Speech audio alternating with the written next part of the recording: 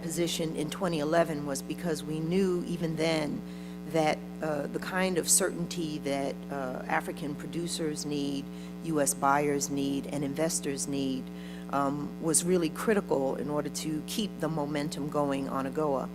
I think actually the answer to your question, Whitney, which is a very good one, would have to come from the members themselves. They are the ones that, even though we feed into what they're doing, they are the ones at the end of the day that decide when to take up the legislation. The one thing that I would raise is that I know that the Generalized System of Preferences program is ending, and there is a focus on that program, which is the foundation of AGOA. So perhaps as people think about this and the question that you've raised, Whitney, perhaps there is something that could be done as Congress is thinking about what to do about GSP, which literally is, I think it ended yesterday, right? So that's not an answer to your question, but it's just sort of a thought of if people wanted to do what you're suggesting, perhaps it could be done in that context. Grant, did you have any from where you sit in the administration? Any questions or response? Very little that I can add to that. I think the key point is how clear our commitment's been to the renewal. And I think that's why we're so focused on this upcoming AGOA forum in the next couple of weeks to really launch what has already been a series of unofficial conversations, but to do it in a more organized way, as Flory referred to. Ambassador Froman is bringing renewed vigor and energy to looking at what AGOA is, what it's provided so far, what some of the shortfalls may have been, or what some of the ideas are to improve it. And so we have a sense of urgency internally within the administration, and our goal would be to work very quickly, including with all the stakeholders, as Flory mentioned, so that this renewal can take into account those lessons learned from the past, and also make sure that we're being responsive to the trends that we're seeing. You rightfully noted a lot of changes in terms of when AGOA was passed versus where we are now and where other international economic actors are, but more importantly, where the economic growth is and what we need to be doing through AGOA to help spur it. So, thank you. I'd like to turn next to yesterday. I'd be remiss if I didn't mention that Brookings had a panel discussing the future of AGOA as well, where they released a report. So I'd like to turn to Bryce from Brookings. Over here. Where are you? Oh, right over there, sorry. To not just preview, to speak a little bit about your report, but also ask a question to the panel as well. Great. Well, yeah, so as you mentioned, my name is Bryce Campbell. I'm the Assistant Director of the Africa Growth Initiative at Brookings. Yesterday we had a small event to launch a publication we did with UNECA, the United Nations Economic Commission for Africa, on an idea actually stemming from Flory. I hate to throw you under the bus again 2 days in a row, but this is Flory's idea to come up with different scenarios for what the future of AGOA might look like. So everything from the possibility of it not being extended to it being aggressively expanded. There are 5 different scenarios which are explored in the report, working with our partners. So I encourage you all, I think the reports we had here on hand have all disappeared, but there should be some summary briefs that are available out front as well, and it is available on our website. So something else to pack along, extra reading for your trip to Ethiopia for those of you who are going. Wasn't actually planning on asking a question at this time, so I will cede the floor back. All right. Well, I promise that that's the end of the statements. I lied up front, so just be aware of that. I'd like to move to questions. I'm going to go to where I see on my left, gentleman, second to last row. Please Yes. keep it concise. Yes. My question goes back to the paradigm on trade and not aid.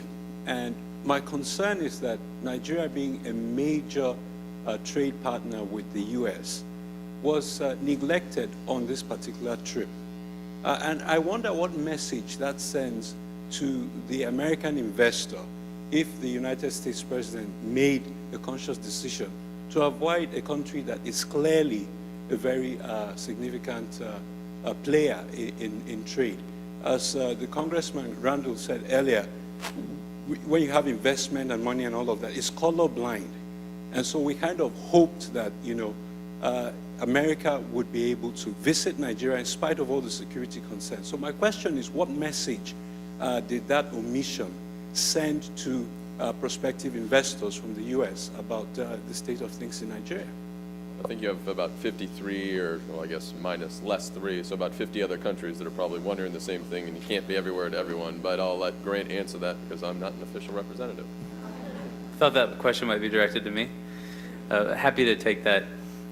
As Scott, though, rightfully mentioned, there are a lot of countries who are strong economic partners who are not included in this trip.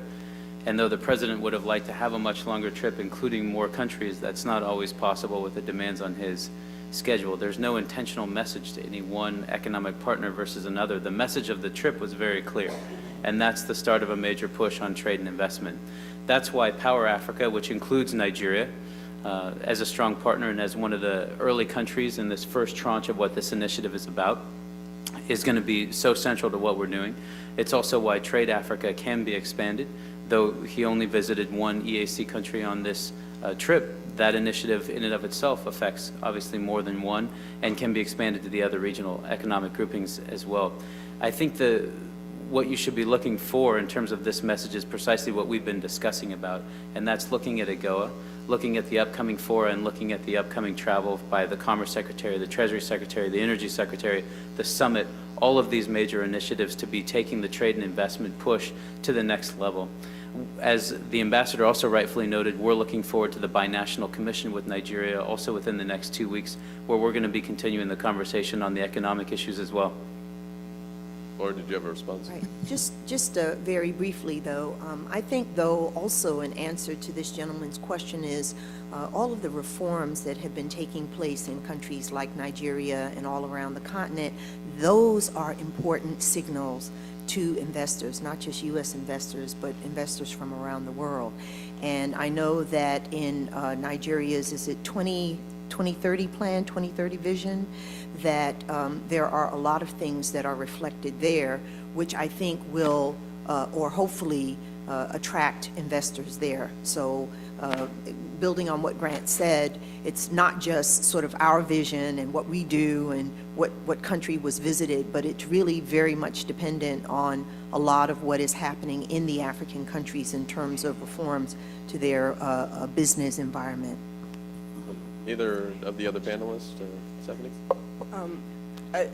From the previous questions, statements, and to this question, from the business sector, you know, I want to say that it is critically important that there is stability and seamless renewal of AGOA. One of the most important things for the business community is having that stability and regulatory basis that you know what you're operating in.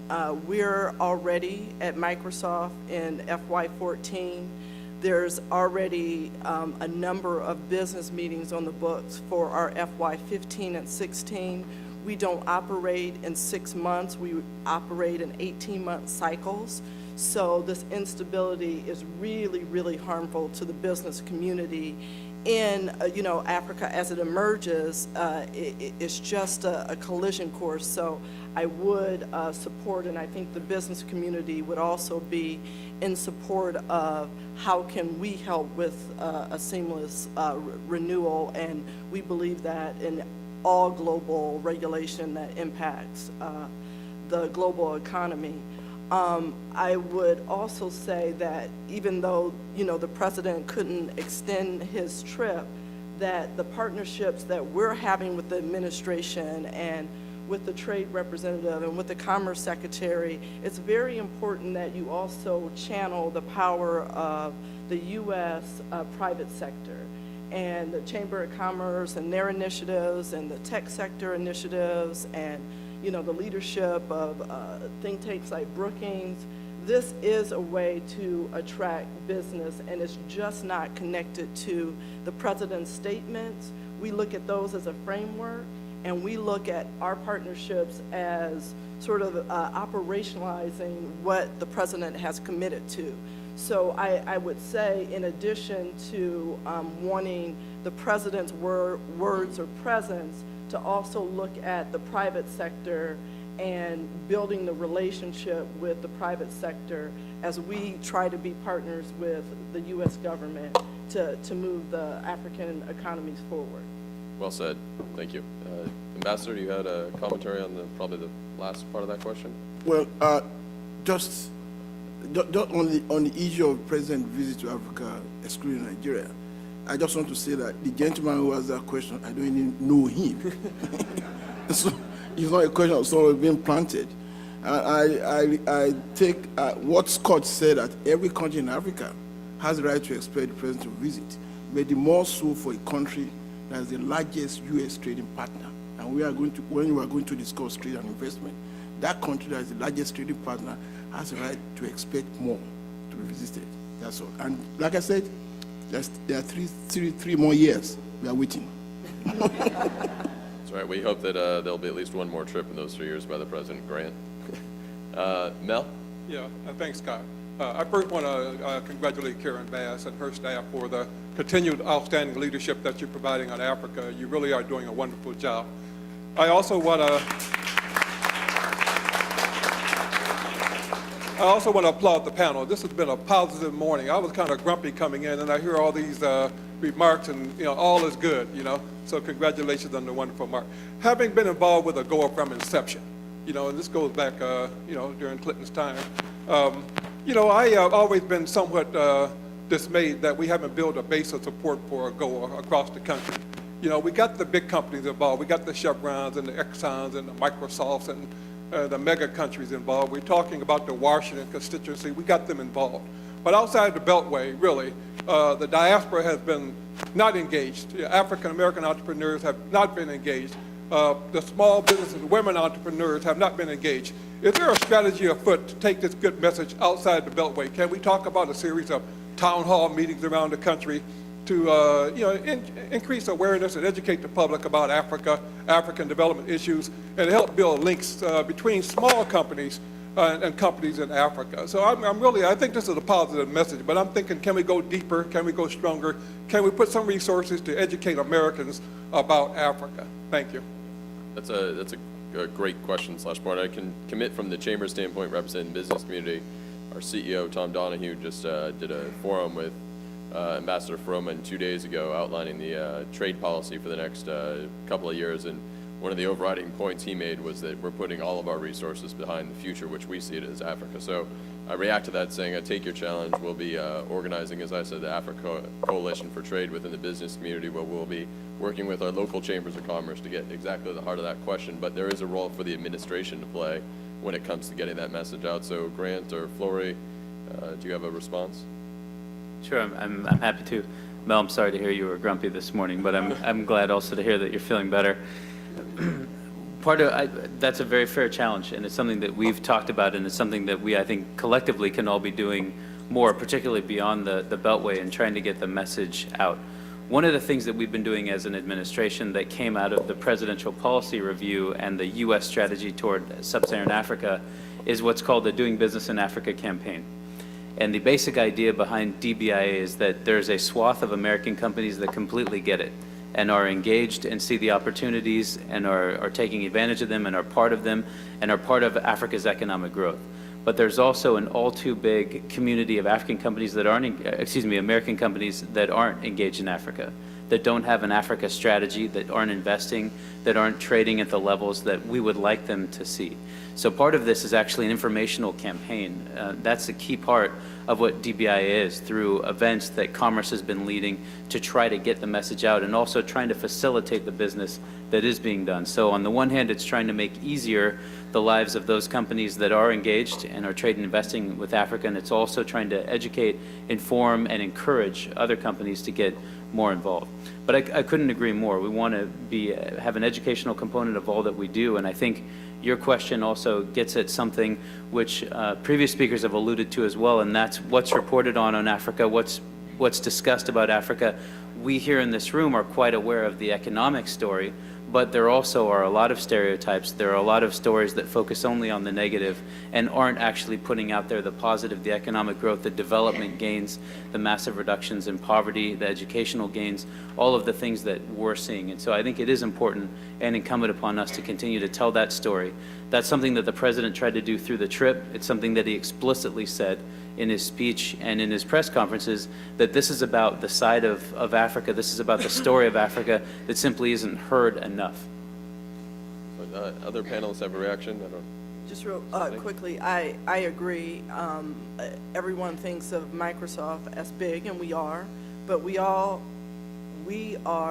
a group of small businesses, and that is what I was alluding to, talking about our other brands, Skype and Bing and Xbox. All of them started with small businesses. Most of our sales to U.S. government departments and agencies are through small businesses that are Microsoft sales certified. So I think that that is a very important. There would be no Microsoft without small and medium-sized businesses. So we are all over the country as well as all over the world, and we would welcome the opportunity to talk about the economic story and economic partnership and its impact in Africa, throughout the U.S., because I do think it's sorely needed. There was a number of, the African summits that happen around the country raising the awareness about Africa, but the economic story and partnership hasn't been told, and I do think that now is the time for us to take it around the country. And there's members of Congress that represent every community, so I think that partnership, as well as the administration and the embassies and consulates throughout the country, is sorely needed, and now's the time. So I would welcome the opportunity for Microsoft to participate. Maybe there's an opportunity here when someone logs into Skype or boots up their Xbox, a little message to come up, kind of popping up about Africa. Just an idea. And, I'm just saying. Xbox One, you'll be able to do it with your voice. There we go. So maybe you can help spread that message. We just had the arrival of Representative Jackson Lee, and I'd be remiss if we didn't give you the opportunity to say a little bit about what's on your mind about Africa trade. Well, thank you. First of all, let me thank Congresswoman Bass and all of the co-hosts for gathering us again, and forgive me for being in a number of different meetings. I know that by way of my extrasensory perception that Charlie Rangel spoke this morning, and I want to say that I was on the first inaugural trip for the first AGOA, along with the late Donald Payne, obviously following their leadership, but an enormous impact of seven countries, and we were laying the seeds after the Ways and Means Committee was beginning to do the work. We had to go and be able to bring the tangible evidence back of a number of countries from Ethiopia to South Africa and beyond to talk about what was then a budding new concept, even though it had been worked on for a number of years. I want to follow my good friend and just simply say this to the White House. Let me express my appreciation for the President's trip. Whenever you speak to Africans from the continent, they are excited and want more trips. I hope the President will be able to go every 6 months, frankly, until the end of his term. That will be an important and major step for a number of our friends. I met yesterday with a very large delegation of Ugandans, and I'm not sure if they made it here, the Speaker of the Parliament, and I can assure you that there is an eagerness and an excitement. So I want to try to be friendly to my brothers and sisters that are in here and indicate to the White House and obviously to Congress the difficulty of social engineering in a trade bill. I understand it because of its parameters, but why don't we break out of the box and do some social engineering here? Number one, it is very important that our brothers and sisters that are here reach the highest levels of government so that we can dumb down and bring down the concept of bribery. We can't do it here in the United States.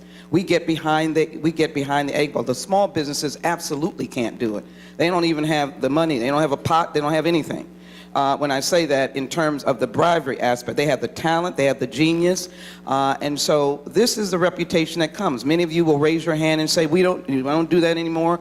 That doesn't happen. It's got to get to the highest ranks of government. It's got to get to the civil servants. It's got to get to the ministry level, so that when people are trying to do business, because we come with the least amount of baggage and the greatest amount of love, and I will not take a back seat to any of our other regions around the world. I love them too, believe in diplomacy, but Americans Small businesses, large businesses want to do business. The other thing is that we are defined by the first ones that went to, and let me use my manners, let me acknowledge the ambassadors that are here and also the consulate for their great leadership.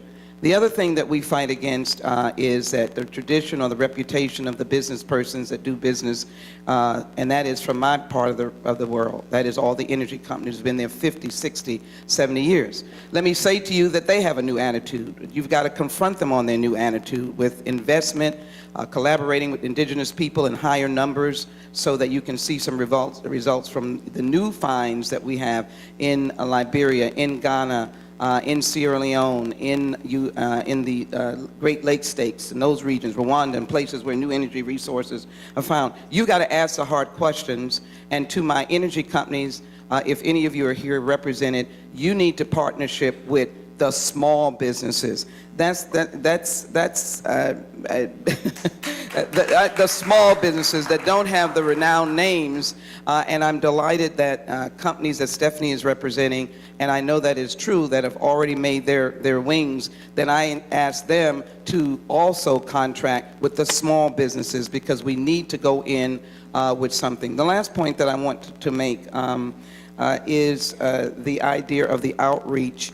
I'm not sure whether summits and various other things can work because we really haven't gotten into the weeds of small businesses in America, no matter what their ethnic background is, to have the sensitivity and the courage to venture out because of what some of the things that they have heard. So let's have massive trade missions that you don't have to know anybody to get on the trip. You don't have to know a congressperson. You don't have to know a senator. You don't have to know anybody. But you get in a system, and we have 4 and 5 trade missions, and that's why we need to end sequester and all this foolishness about the budget, because if we don't invest in small businesses and get them moving across and around the world in trade missions sponsored by the USTR, paid for by them, and let them get with the African small businesses. That should be part of AGOA's central piece to build the economy of the middle class and working Africans. I feel inspired by this. As I said, I started by saying I know how trade bills can be limited. But folks, can we get creative in the trade bill? Can we have some social engineering going on? And can we have the data collection that documents what our success have been? And I don't know if that was a piece of the original AGOA. I've never gotten a report, and I was on the Foreign Affairs Committee, but that might be my fault. But the point is that let's get some data to be able to say what can be done. I'm excited about, well, first of all, I'm excited about my sister continent, my continent.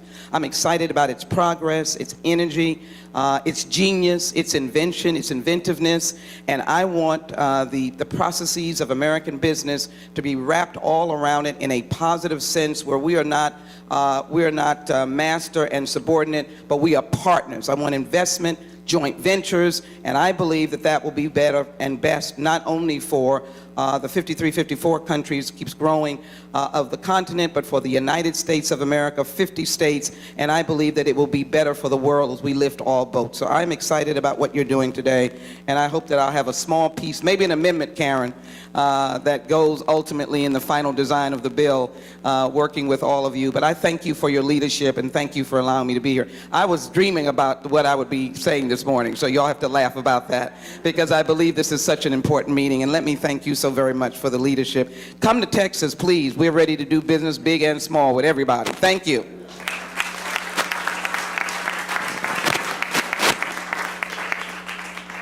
Excellent. We've got time for about, I'd say 2 questions. I'm going to go to my left. There's one over here. Thank you, panelists. Thank you, Council Bass. Last week, we were at a hearing about security in Africa with Council Bass that I admire a lot. The issue that I want to address is to the ambassadors. Security or insecurity issues in Africa occur when the people are not taken care of. And the crime occurs when weapons are given to those people that are not taken care of.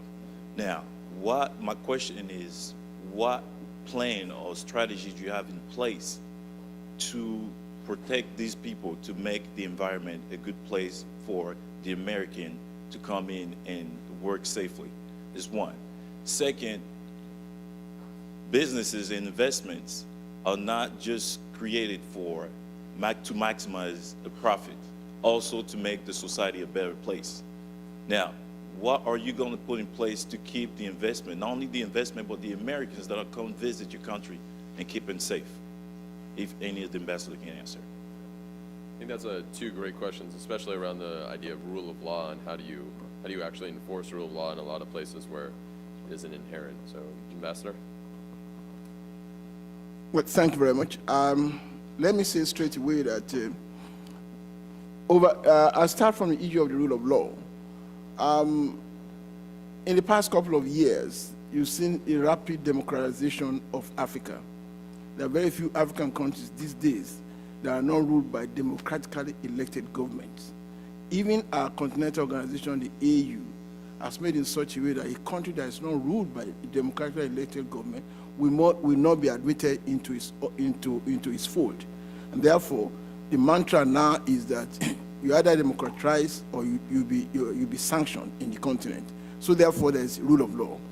And you could see what happened, how African country reacted to the EU in Ivory Coast, or anywhere where there's a coup. The EU comes out that country will be suspended from the African Union. On the issue of insecurity, there is first. I knew when you talked about insecurity, you are probably referring. You have in your mind Boko Haram in Nigeria.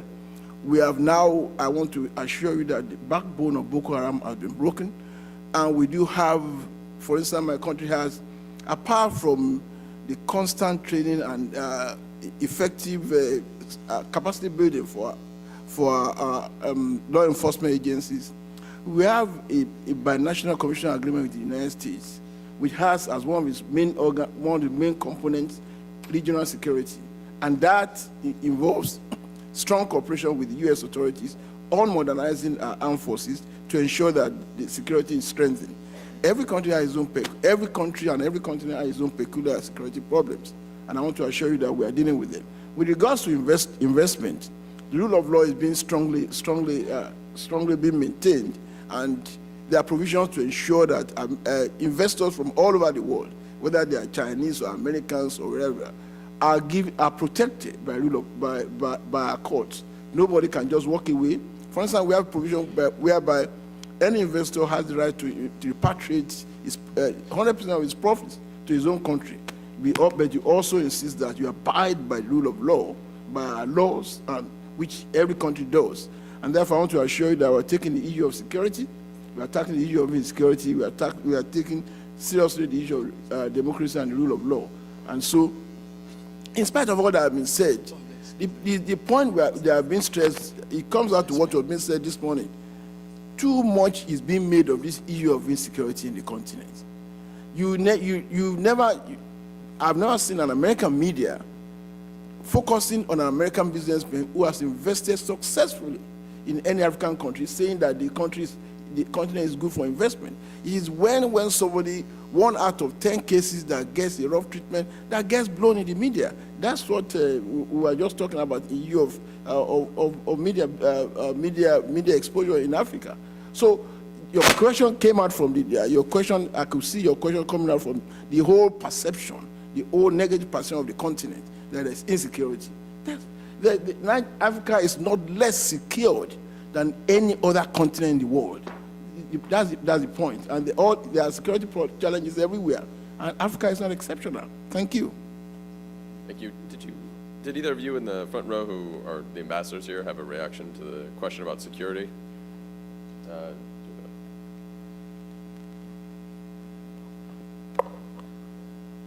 Thank you very much, Mr. Moderator. Let me thank Woman Karen Bass, the panel, for this opportunity. Referring to his question, let me begin by stating that America has been a no-weather friend insofar as upholding the rule of law. And why do I say so? If you look at AGOA itself is premised on a policy arrangement where states are expected to at least uphold the rule of law. There's a threshold.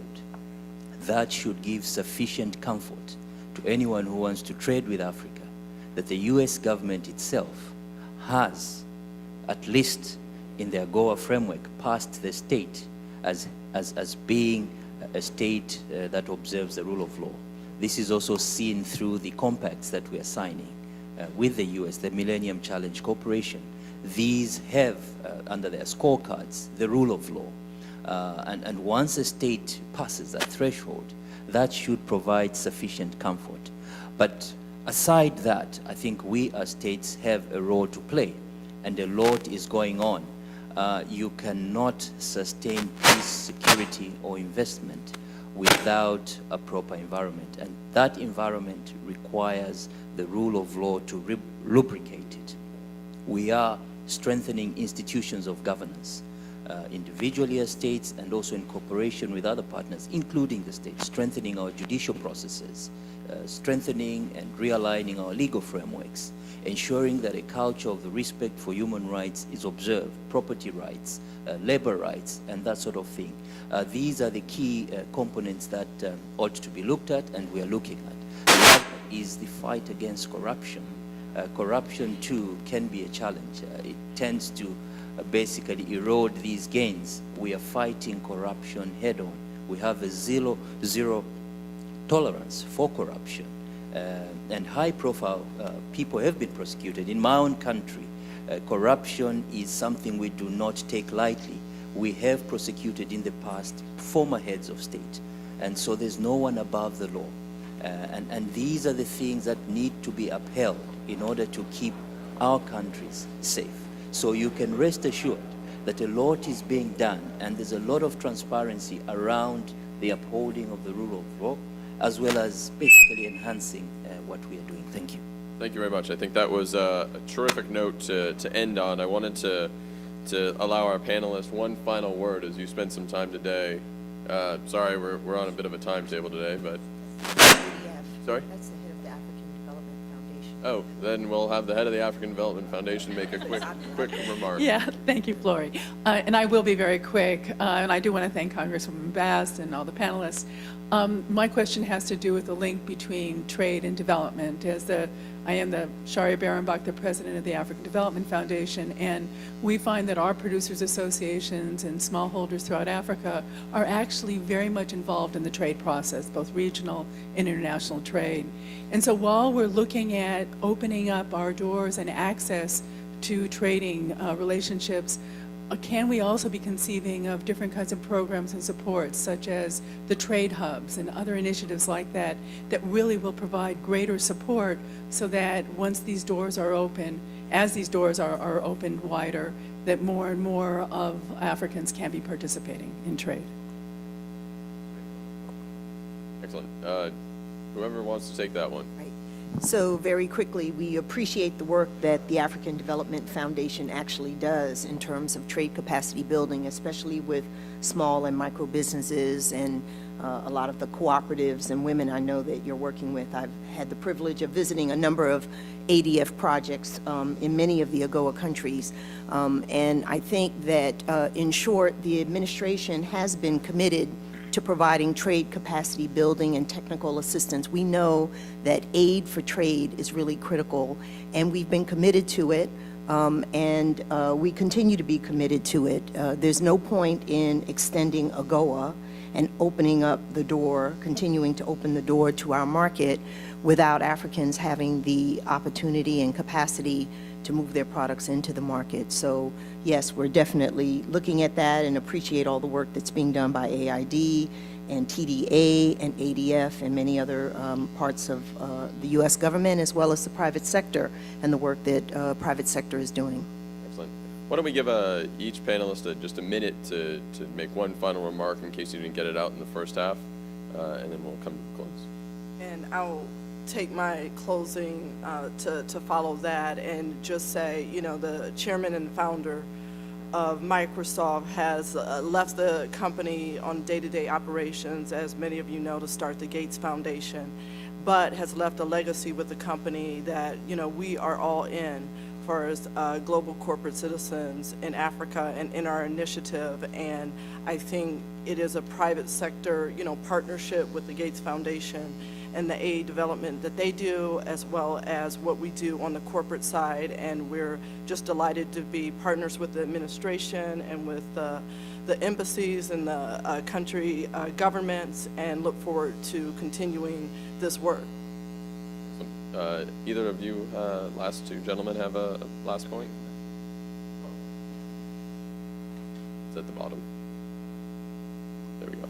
Well, all I just want to say that we look forward to a very revitalized AGOA that will open up more trade access to African products, that will ensure that we look forward to an AGOA that's more sustainable, that's very robust, that will increase the content of African trade with the U.S.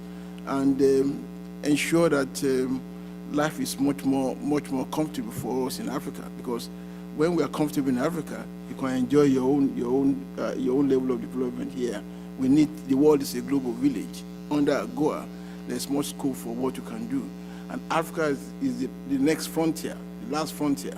And when we talk about Africa being the next frontier, we can realize this only when we have the opportunities to trade. I welcome the idea of aid for trade, and that's very important for us. Not aid at all, but aid for trade. Thank you. Grant, before we go back to the Congresswoman. Great. Well, I just want to say thank you again to Congressmember Bass, but also the other members as well who've been supportive of AGOA, supportive of the bilateral relationship with all of our African partners, and also supportive of the economic growth we're seeing on the continent. I think we've got a pretty clear mandate from this. We've got a lot of work cut out for all of us. On the government side, after the president's trip, it's a very ambitious agenda that he laid out, and we'll be following up on that across the board with the initiatives that I described and which you're aware. But it's also quite obvious that it's going to take the partnerships and resources and involvement of the private sector, including partners like Microsoft on the Young African Leaders Initiative, but across the board as well, even on the food security and the other work, to ensure that the private sector approach is part of it and that we're leveraging investment as part of everything that we do. Aid still has a very important role, but there's a way, even with a lot of our development assistance, to involve the private sector and to fuel the growth, the economic trade, and the investment. There's also this trade model which we need to continue to expand, and which we will be. So there's a lot of work to be done. I just want to thank everyone, again, including Congressmember Bass, for all the work that's gone into this in particular, and we're looking forward to the AGOA Forum and the other upcoming events to continue the conversation.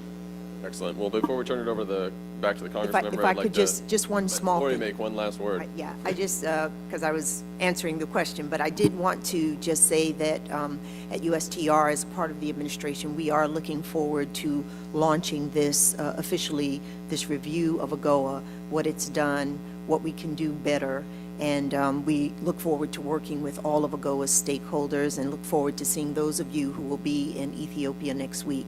Thank you.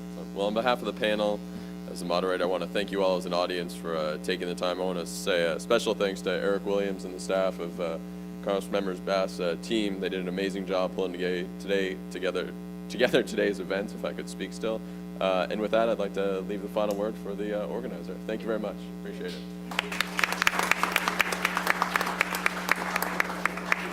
Well, let me thank everyone for attending today, and especially for our moderator and distinguished panel. Really appreciated your input and your insight, and appreciate everybody for coming. I wanted to mention a few things. I wanted to acknowledge